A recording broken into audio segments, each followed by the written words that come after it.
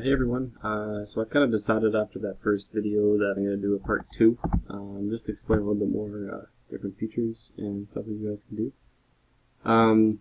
And just kind of looking over, I realized that that Bender robot is just way too easy to show more complex features. So what I'm going to do is I'm going to refer to my robot, which I created last year.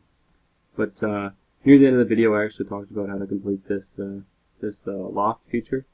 And really the easiest way you can do it instead is actually just do 2 lofts. So if you go to Edit, Feature, and just remove that last circle, you get that kind of feature, and then just do another loft. That circle, or edge, actually, do that. And I think that's just so much easier to do it that way. So that's just a couple of tools that you can use. So what I'm going to do is I'm going to refer to my robot. So this is a pit droid robot, which I completed last year for this class. The thing about my robot, though, is that I have, as you can see, many parts instead of just the 6 that are required. And that was just so that I could actually collapse the pit droid. If any of you have seen Star Wars, you know that they collapse into a little compact robot, and then you touch the eye and they pop up. So I was able to actually build my model in SolidWorks so that it folds like that. So what I could do is I can open up a couple different parts here and show you a few different tools. So what I'll do is I'll start with the forearm. So if you're already started your assembly and stuff, you want a short way to open your part instead of having to go and open up through the open menu. Just right click on a part. Go to open part right here. So this is just the forearm part. So what I'm going to show you is a couple different tools that I do. So I can roll back inside here and show you the steps that I did. So this is what again I was talking about. Like you kind of want to plan out your part and see what you have to do first, and then what you do is you kind of simplify your process and be able to do some easier things with your parts. So let me just go. So you can see I did a revolve boss. I'm just going to get it the sketch so you can see what the sketch looks like. So this is basically the first feature. So I just did a sketch revolve and completed that revolve feature. There's nothing special about that. It's pretty easy to do. And then I did a cut extrude where I drew a profile on each side and then just cut right through. So it's very simple. So instead of having to do all the shape at once, you simplify the shape by doing individual features. So then I did a quick sweep. So I can open it up and show you as a sweep how it works. What you need to do first is you needed to, I sketched this circle, and what I did is I clicked on this surface, and went edit sketch, or sketch on that surface, and then I put the convert entities tools I was talking about before, and then I converted that whole edge into a line. And then after that, I drew the path that I wanted it to take, and then I made that pierce relation like I was talking about before. And then to complete this swept tool, it's very simple. All you do is you select your profile, which is that circle, and then path, which is this one here. There's a couple different options that you need to do, or that I actually did not need to select in this instance, but if you are doing a little bit more complicated sweeps, I can go and show another one here after a sec. There's a couple things you want to do that you have to orient it, and like when you guys made the slides, you experimented a little bit with these options. Yeah, so basically from there, I just started adding small details, so just the extrusions for the top here. What did that do?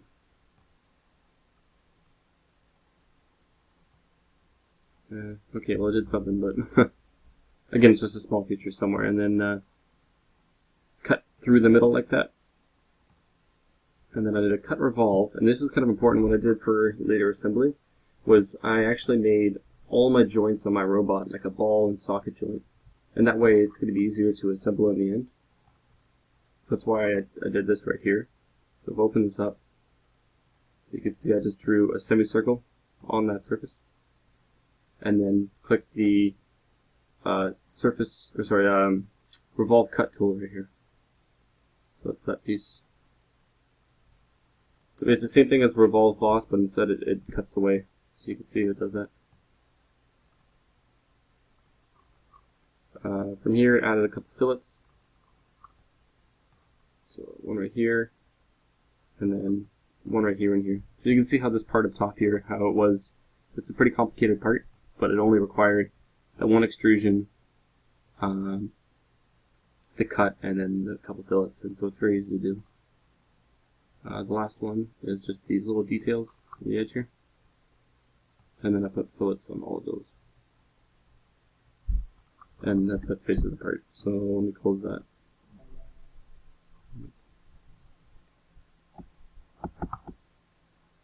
Shouldn't make any changes.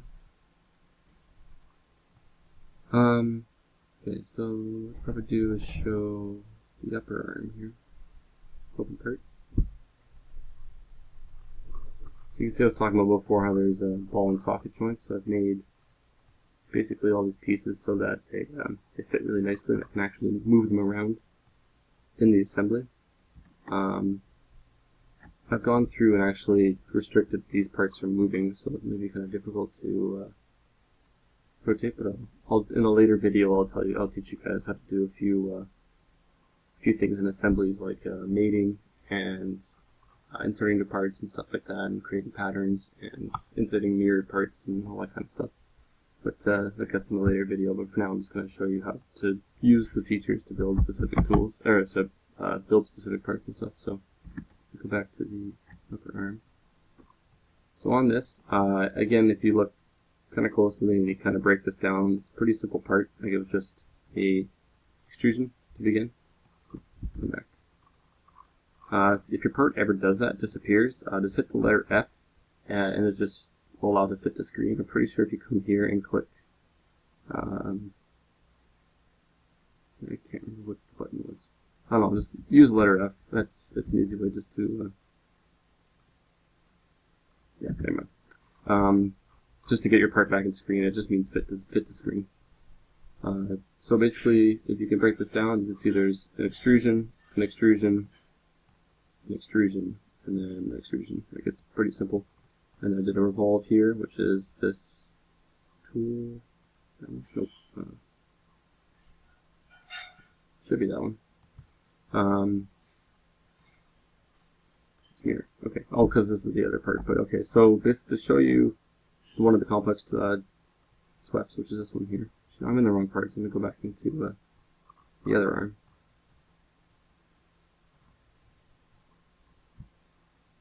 Here we go. That's makes more sense. So you can see that's the revolve, and then this is the sweep. So what I'll do is I'll show you what the sketch looks like. So what I did is I first sketched on this flat surface right here. I drew that circle, and then after that I drew the three-dimensional curve. And this line, this whole shape is pretty ambiguous. I never actually wanted it to be a measured feature. It was just to show a little detail on the part. So to get into a 3D sketch, if you haven't actually tried it yet, you go into Sketch, and under the Sketch menu there's a little tab, and you go to 3D Sketch. That's basically where you can find that tool. And when you're in the tool, it kind of works the same thing as the other sketch, but it's in three dimensions now. So you can see I just drew a random shape. I didn't really care where it would look like and stuff. And I think when I first drew it, it was a little all over the place. But if you can arrange it the way you want it to look, then it's a pretty easy tool. So the part keeps disappearing. Yeah. So then when you go into the sweep feature, just like I said before, you pick a path and pick a profile. And right now you can see how, like, I hit check. Yeah, I have too many parts open. It's telling me to save and stuff. You can see it's all kind of squiggly and stuff, and I kind of like that detail, like how it actually happened. But if you want to make more of a straight feature, you can actually go through and fix that by going twist along path, and basically what it does is orients the circle so that it follows the path properly without having to twist and turn and stuff. Now it's a little bit more of a straighter thing. So what I'll do is, I'm not going to save it or leave it for now because this part's no longer used. But yeah, that's basically how to use those tools. I used quite a bit of other tools in the head, so I'll show you the head quickly.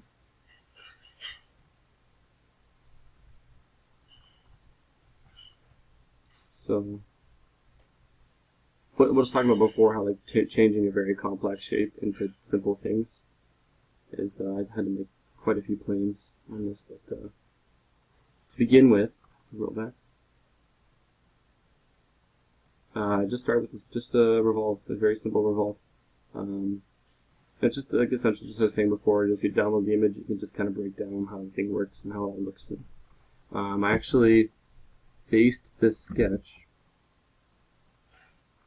off of a image, and I can show you guys how to import images quickly, because it is also very helpful to have. If you have a shape or something that's very difficult to mimic or measure in Illustrator, you can just simply drop the image into SolidWorks. So I'll show you guys how to do it quickly here. Just roll it in. So make these visible because this is what the images are. So basically this is the image. Oops. So I have a front view like this and a side view. This is what I was talking about before, how it's really important to fund like orthographics of your part, so that way you can actually do this and set your sketches up like this. So what we'll do, quickly to show you, is to import images like this. I won't actually have them ready, but what I can do is I can show how to do them. What you need to do is you select a plane that you want it to be on. So say this is going to be your front sketch. So go to the plane and sketch on that plane. And then if you go into Tools, Sketch Tools, I believe it is. Yeah, Sketch Tools, and you go to Sketch Picture right here. What it'll allow you to do is, the menu will pop up. The computer's pretty slow right now. Okay, that's pretty lucky, the fact that it opened up and it recognized where my thing is. So basically, you just select the image you want and hit Open. And the image can be very big at the start, as you can see. So that's the size I want. This is the size it looks like. And so what you can do is you can actually resize the image to where you need to. And if you look on the side right here, you can actually tell what the height of the image is. So yeah, it's supposed to be 15 centimeters is what the instructions were by Jerry. Enter, and it will resize the image to the proper size, so you can see. And then you can orient it in space where you want to. So, and these images don't need to be perfect as long as they're close. So, okay, so let's pretend like I actually placed it there. And then what you do is, so you have the one orientation, I want to get the second orientation now. You just go to right. Oop, I'm still in the sketch, sorry. We go on the right side, hit sketch, normal 2, insert, tools, sketch entities, sketch tools, sorry, and then sketch picture.